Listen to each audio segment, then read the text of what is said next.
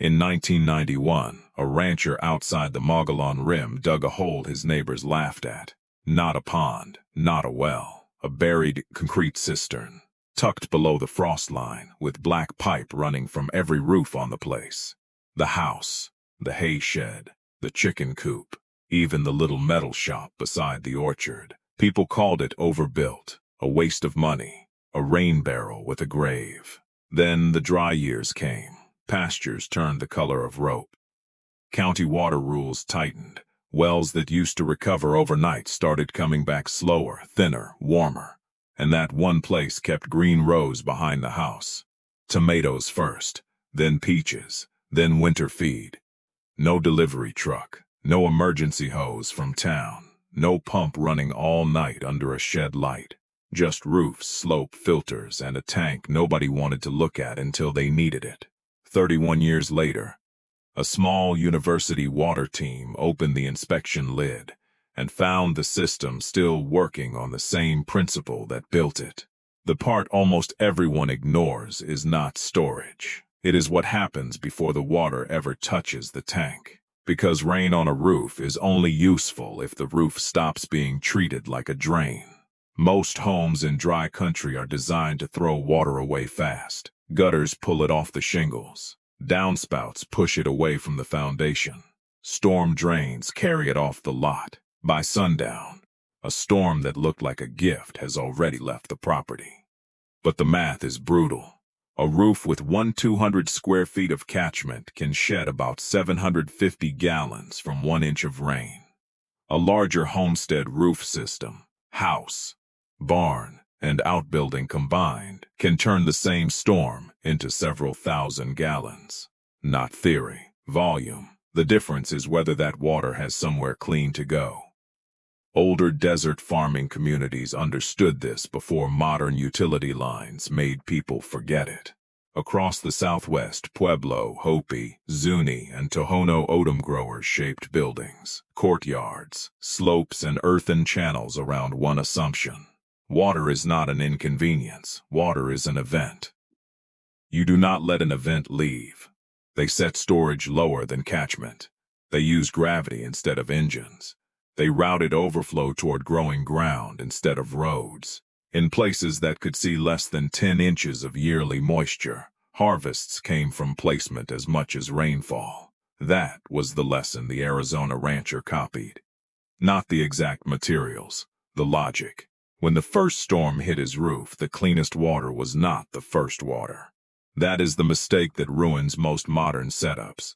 A dry roof collects everything between storms: dust, pollen, bird waste, ash, insects, leaf fragments, fine grit from months of wind.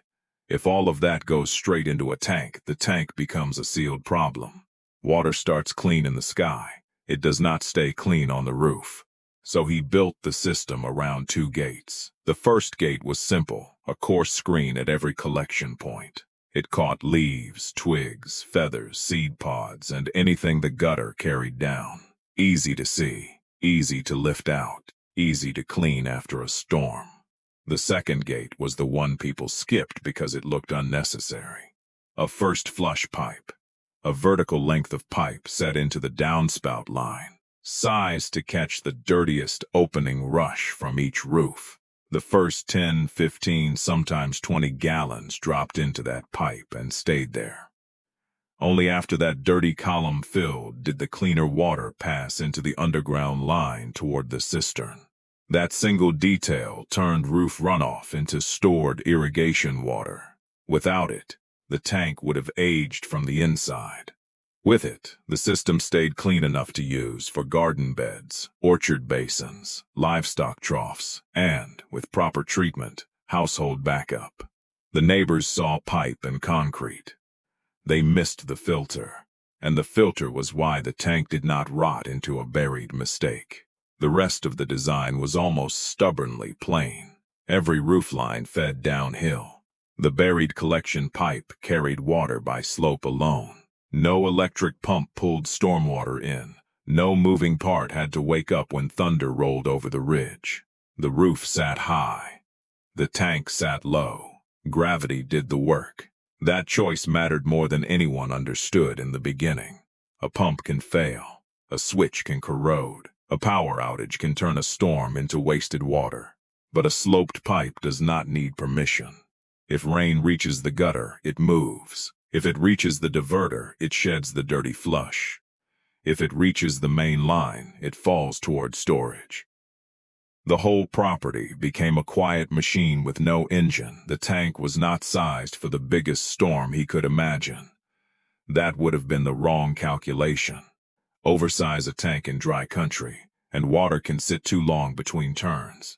Undersize it, and the heaviest storms spill half their value onto the ground. So he sized for use. How much roof could collect, how often storms usually arrived, how much the garden, trees, and animals actually needed between rains. That is why the cistern did not behave like a trophy project. It behaved like infrastructure. A valve at the base sent stored water into lower irrigation zones. Overflow did not spill into a driveway. It ran into shallow swales and tree basins, where the soil took the rest slowly. Nothing hurried off the land. Then the years tested it. The first hard drought made the pasture brittle. The second made nearby gardens shrink. By the time county outdoor limits arrived, people were choosing which trees to keep alive and which beds to abandon. On that ranch, watering changed, but it did not stop. The family learned to move water at dawn, mulch heavier, plant tighter, open valves by section instead of flooding everything at once. The cistern was not magic. It did not make rain appear. It made the rain count twice. Once in the tank, again in the soil. That was the part a city line could not do.